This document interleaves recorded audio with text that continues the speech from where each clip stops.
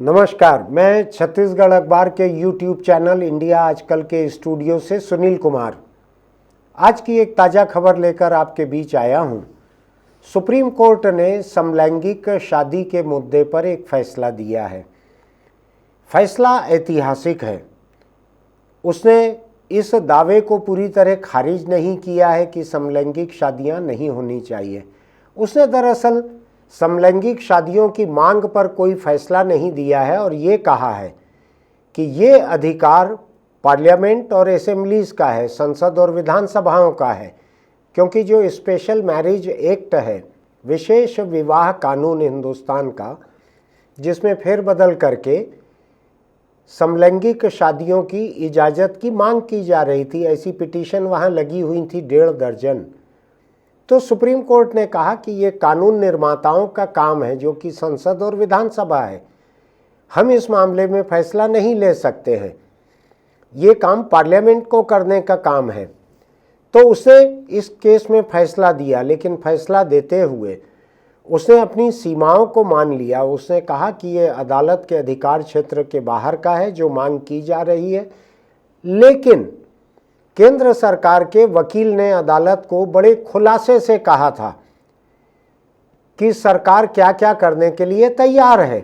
एक विशेषज्ञ समिति बनाने को तैयार है जो कि समलैंगिक लोगों की मांगों पर विचार करेगी। तो सुप्रीम कोर्ट ने सुझाया है कि कैबिनेट सेक्रेटरी, जो कि केंद्र सरकार के सबसे बड़े अफसर होते हैं, उनके मातहत एक ऐसी कमेटी बनना चाहिए जो समलैंगिक लोगों की तमाम मांगों पर विचार करे और ये देखे कि उन्हें कौन कौन से हक दिए जा सकते हैं। सरकार किस बात पर तैयार होती है, क्योंकि संसद में जब कोई कानून बनता है तो वो सरकार के लाए हुए बनता है वो कानून, इसलिए सरकार का सहमत होना जरूरी है। तो इस तरह से आज इस केस का एक निपटारा तो हुआ है, लेकिन ये पूरी तरह से निराशा की बात नहीं है। सुप्रीम कोर्ट ने सेम सेक्स कपल्स, जो समलैंगिक जोड़े हैं, उनके अधिकारों को लेकर, अधिकारों की हिफाजत को लेकर बहुत सारी बातें कही है। ये भी कहा है कि ऐसे जोड़ों की हिफाजत में अगर कोई कमी होती है तो उसको जो मौलिक अधिकार हैं, फंडामेंटल राइट हैं, उनका उल्लंघन माना जाएगा। तो आज हम इस मुद्दे पर थोड़ी सी बात भी करना चाहते हैं। आपको याद होगा कि हमने इस YouTube चैनल की शुरुआत कुछ महीने पहले की थी। तो हमने सबसे पहले छत्तीसगढ़ की एक ट्रांसजेंडर एक्टिविस्ट, जो सबसे जाना माना चेहरा है यहाँ ट्रांसजेंडर मूवमेंट का, विद्या राजपूत, उनसे हमने बात की थी। उसके बाद हमने सुप्रियो चक्रवर्ती को एक लंबा इंटरव्यू किया था जूम पर। सुप्रियो हैदराबाद में बसे हुए हैं। उन्होंने अपने पार्टनर, सेम सेक्स पार्टनर अभय के साथ मिलकर 2018 में सुप्रीम कोर्ट में ये याचिका दायर की थी, शादी का हक मांगा था। उसी पर फैसला हुआ है आज। तो हमने सुप्रियो चक्रवर्ती से भी एक लंबा इंटरव्यू किया था। उन्होंने कौन से तर्क लिए थे, किन तर्कों को लेकर वो सुप्रीम कोर्ट गए हैं, ये कुछ महीने पहले की बात है। ये आज जब हुआ तो वो सुप्रीम कोर्ट के बाहर बीबीसी ने उनको इंटरव्यू किया, तो उन्होंने कहा कि वो निराश ज़रूर हैं कि उनको हक नहीं मिला है, लेकिन वो इतने निराश भी नहीं है कि दोबारा सुप्रीम कोर्ट ना आए। उनको भी लगता है कि ऐसे सामाजिक बदलाव आने में वक्त लगता है। मैं एक छोटा सा इतिहास याद दिलाना चाहता हूँ। 2009 में दिल्ली हाई कोर्ट ने एक फैसला दिया था जिसमें उन्होंने समलैंगिकता को अपराध के दायरे से बाहर कर दिया था। इसके बाद 2013 में सुप्रीम कोर्ट का एक फैसला आया जिसमें दिल्ली हाई कोर्ट के इस फैसले को खारिज कर दिया गया और समलैंगिकता को फिर जुर्म बना दिया गया। 2018 में सुप्रीम कोर्ट की एक बड़ी बेंच ने सुप्रीम कोर्ट की छोटी बेंच के उस आदेश को खारिज कर दिया और कहा कि नहीं, समलैंगिकता अपराध नहीं है इस देश में। उस दिन से लोगों को हौसले से साथ रहने का एक हक मिला था। उसी के बाद से ये मांग उठी थी कि सेम सेक्स मैरिज का हक भी मिलना चाहिए, बच्चों को गोद लेने का हक भी मिलना चाहिए। सुप्रीम कोर्ट के चीफ जस्टिस ने आज ये फैसला देते हुए ऐसी कई सिफारिशें की हैं कि कैबिनेट सेक्रेटरी की कमेटी को क्या क्या करना चाहिए। आज हम इसी मुद्दे पर बात करने के लिए ट्रांसजेंडर एक्टिविस्ट हैं छत्तीसगढ़ की विद्या राजपूत, जिनसे हमने इस चैनल की शुरुआत की थी, जिसको छत्तीसगढ़ी में बोहनी कहते हैं, उद्घाटन कहते हैं औपचारिक भाषा में। हमने विद्या से ही वो बातचीत शुरू की थी। पहला इंटरव्यू हमारा विद्या का ही था, तब ये स्टूडियो भी नहीं था। विद्या, आपका इस कार्यक्रम में बहुत स्वागत है। धन्यवाद सर। कुछ महीनों के फासले से हम लोग आज फिर बैठ रहे हैं जी जी। सेम सेक्स मैरिज की बात करने के लिए। जी, आपको याद होगा उस दिन भी शायद हमने इसी मुद्दे पर बात की थी। जी सर, मुझे याद है। आपने सुप्रीम कोर्ट का फैसला आज थोड़ा बहुत देखा होगा कम से कम। जी जी। जिसमें कहा गया कि ये फैसला केवल पार्लियामेंट ले सकती है, हम नहीं ले सकते। शादी का जो कानून है, विशेष विवाह कानून, उसमें फेरबदल हम नहीं कर सकते, केवल पार्लियामेंट कर सकती है। तो उन्होंने एक किस्म से सरकार की एक कमेटी के हवाले कर दिया है इस मामले को। सरकार के वकील ने वहाँ वायदा किया है कि हम इस पे गौर करेंगे, हमारी कमेटी, एक्सपर्ट कमेटी इस पे विचार करेगी। क्या लगता है आपको? आपको भी निराशा हुई है इस फैसले से? जी सर, क्योंकि बहुत सारे लोग हैं जो साथ रहना चाहते हैं और साथ ज़िंदगी जीना चाहते हैं, और जिस भारतीय परंपरा और कल्चर में लोग रहते हैं, जहाँ पे एक शादी एक कहना चाहिए एक सब कुछ है, एक संबंध है और एक कमिटमेंट है, एक लॉयल्टी है, एक रिस्पेक्ट है। तो कम्युनिटी भी चाहती है, एलजीबीटी कम्युनिटी भी चाहती है कि वो भी शादी के संबंध में आए। और जब ये शादी को कानूनी मान्यता नहीं मिली तो निराशा तो हुई। ऐसा जी। लेकिन जितने भी हक मिले हैं एलजीबीटीक्यू कम्युनिटी को, जितने भी हक मिले हैं पिछले 10-20 साल में, ये सब लगातार लड़ाई के बाद धीरे धीरे मिले हैं। जी।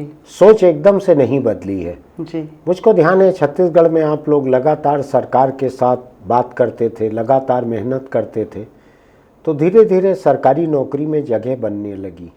जी। अभी शायद छत्तीसगढ़ पुलिस में बहुत से ट्रांसजेंडर जो हैं वो भर्ती हुए हैं। जी सर। ऐसा हुआ है ना? जी, ऐसा हुआ है। लगभग 13 ट्रांसजेंडर जो हैं वो पुलिस में हैं। हाँ। और 9 ट्रांसजेंडर बस्तर फाइटर्स में हैं। ऐसा।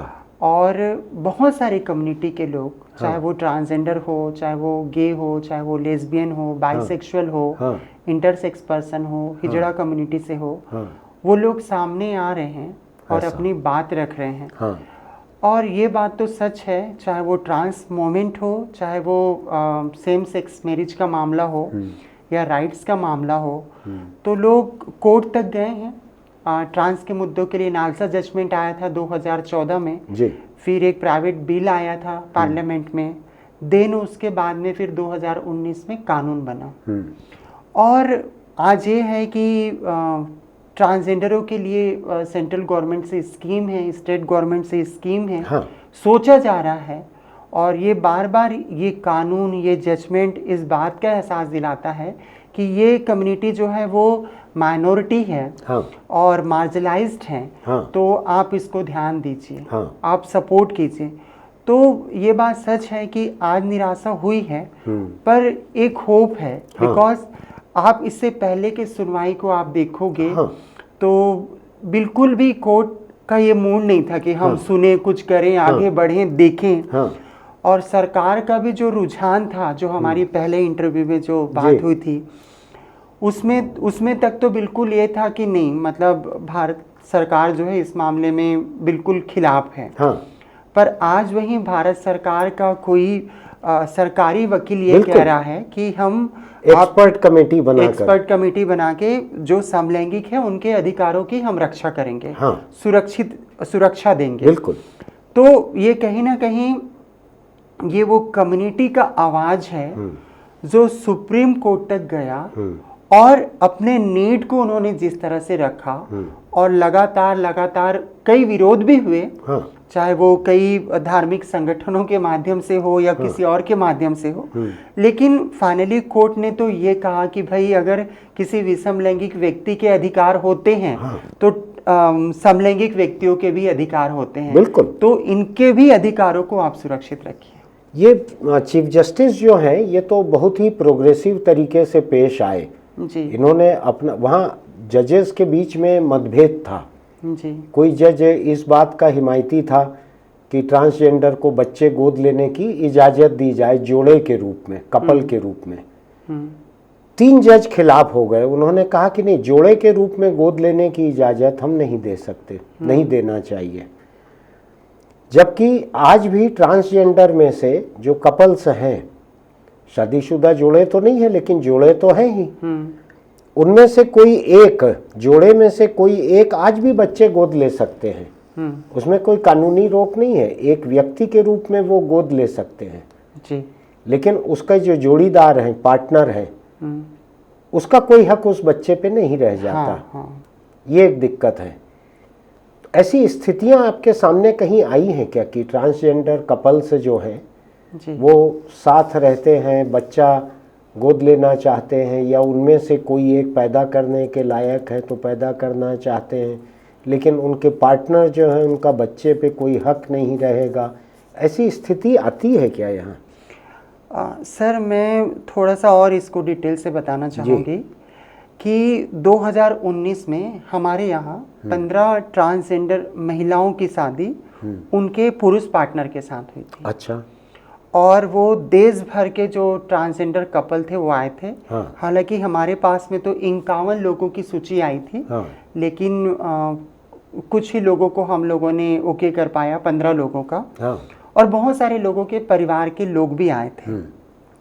अब हमें 2 चीज़ है कि आज 2-4 दिन पहले की बात है कि ये बालोद की गांव की बात है। एक लड़की है जो अपने आप को समलैंगिक महिला घोषित करती है और उसका पार्टनर भी है, पर उसके घर वाले उसको गांव से निकलने नहीं दे रहे हैं। अच्छा। हाँ, तो ये अब देखिए, ये जो अपने लिए जो स्टैंड ले रहे हैं कम्युनिटी के लोग, तो ये कहीं ना कहीं से मुझे ऐसा लगता है कि ये हिम्मत आ रहा है लोगों के अंदर, है ना। पिछला जो सुप्रीम कोर्ट ने डिसीजन दिया है, जो ट्रांसजेंडरों के लिए जो कानून आया है, उससे, और जो ट्रांसजेंडर और LGBTQ मूवमेंट जो चल रहा है, उससे लोगों के अंदर हिम्मत आ रहा है अपने लिए जीने का, अपने आप को पसंद करने का।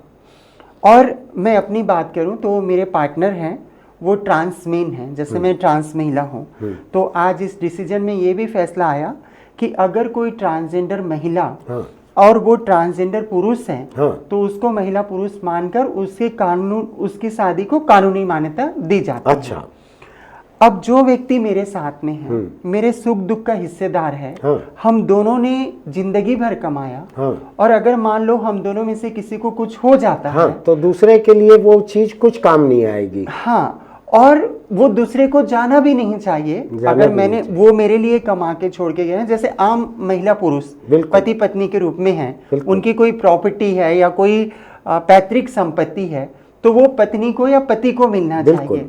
तो सुप्रीम कोर्ट ने इस पे तो आज बहुत अच्छा डिसीजन दिया। लेकिन वहीं जो समलैंगिक जोड़े हैं, जैसे गे हो गया, लेस्बियन हो गया, इन जोड़ों के ऊपर उन्होंने कहा कि इसका फैसला जो है वो सरकार करेगी, या सरकार की जो कैबिनेट सेक्रेटरीट है वो करेगी क्या। तो बदलाव तो आ रहा है सर, क्योंकि एक समय ऐसा था कि इस विषय पे ना कार्यालय पे बात की जाती थी, बिल्कुल, इस विषय पे ना कभी कोई प्राइड परेड होता था, ना इस लोगों को कभी मंच अवसर दिया जाता था। मैं पूरी कम्युनिटी की बात कर रही हूँ, लैंगिक अल्पसंख्यक और जेंडर डाइवर्सिटी की। लेकिन आज ऐसा समय है कि लोग वर्दी में ड्यूटी कर रहे हैं, चाहे राजभवन हो, चाहे वो CM हाउस हो, चाहे कोई धरना हो, चाहे कोई हड़ताल हो, ठीक है। तो और बस्तर फाइटर जो आपने बताया वो तो नक्सलियों से लड़ने वाला मोर्चा है। बिल्कुल सर। तो ऐसे जगह से, और पता है जिन बच्चों का बस्तर फाइटर्स में सिलेक्शन हुआ है वो नरहरपुर, सरोना, भानु प्रतापपुर, हाँ। बांदे, पखांजूर, ऐसे छोटे छोटे गांवों से है, नगरी, सिहावा। तो ये देखकर बहुत अच्छा लगता है कि हम एक समय तक तो ट्रांसजेंडर शब्द ही नहीं जानते थे। हाँ। चूंकि मैं बस्तर से हूँ तो मैं सिर्फ कड़वा और कड़बिन जानती थी, बायला और छक्का जानती थी, लेकिन आज छोटे छोटे गांवों से लोग अपनी आइडेंटिटी को एक्सेप्ट करके सामने आ रहे हैं और जॉब कर रहे हैं। बड़ी खुशी की बात है जी। अब मैं उस मुद्दे पर आ रहा था कि बच्चे को गोद लेने के बारे में आज जो जोड़े हैं यहाँ पे, चाहे वो शादीशुदा नहीं है, हाँ। क्या लगता है उनको, क्या होता है, क्या रास्ता निकलता है, कानूनी रास्ता क्या है? सर मैं जब यहाँ आ रही थी तो मैं सोच रही थी कि कोई व्यक्ति को बच्चा गोद लेने का अधिकार क्यों नहीं मिलना चाहिए।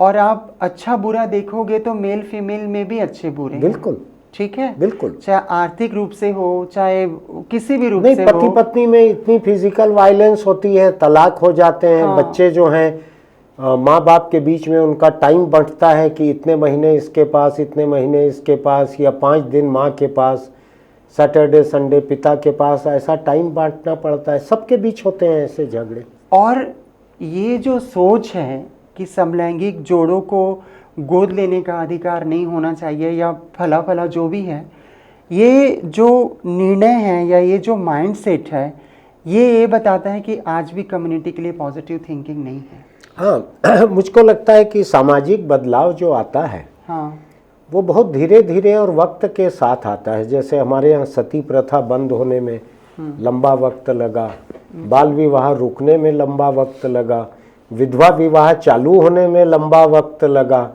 आसानी से सामाजिक बदलाव नहीं आता है, केवल कानून बनाने से नहीं आ जाता है।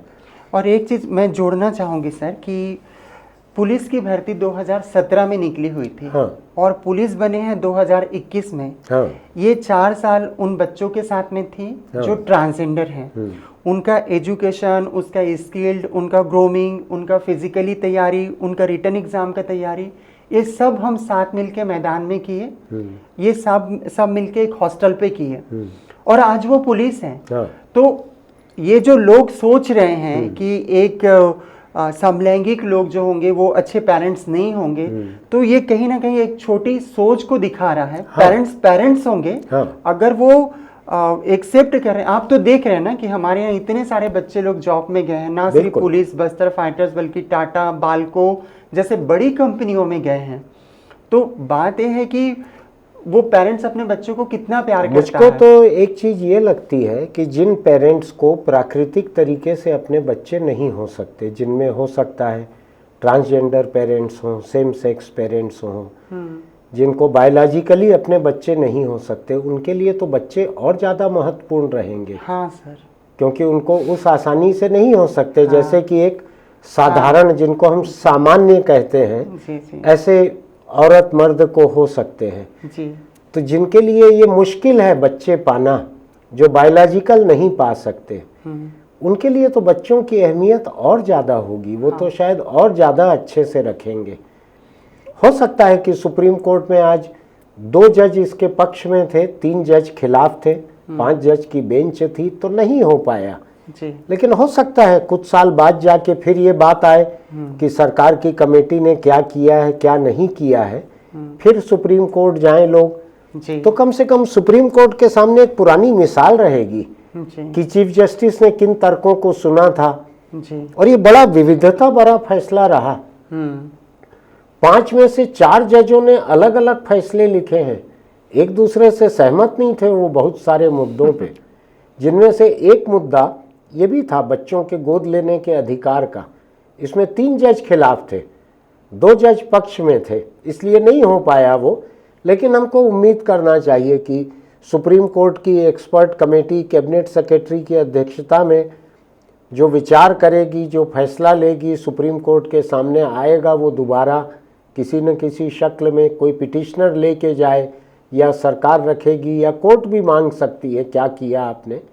उस वक्त तो हो सकता है 4 कदम और ये सफ़र तय हो। ये सफ़र जो है ये 1000 मील का है और हक का सफ़र लंबा होता है, बड़े आसानी से मिलता नहीं है। और पिछले 10 सालों में वाकई बहुत ज़्यादा चेंज आया है, चाहे हम छत्तीसगढ़ की बात करें या भारत के इतिहास की बात करें। इस विषय पे बहुत लिखा गया है, पढ़ा गया है, शोध हो रहा है, बातचीत हो रही है, जजमेंट भी आ रहा है, कानून भी बन रहा है, लोग पॉजिटिव विजुअलाइजेशन भी हो रहा है, लोग सामने आ रहे हैं, अवसर मांग रहे हैं और अवसर पे खरे भी उतरे हैं।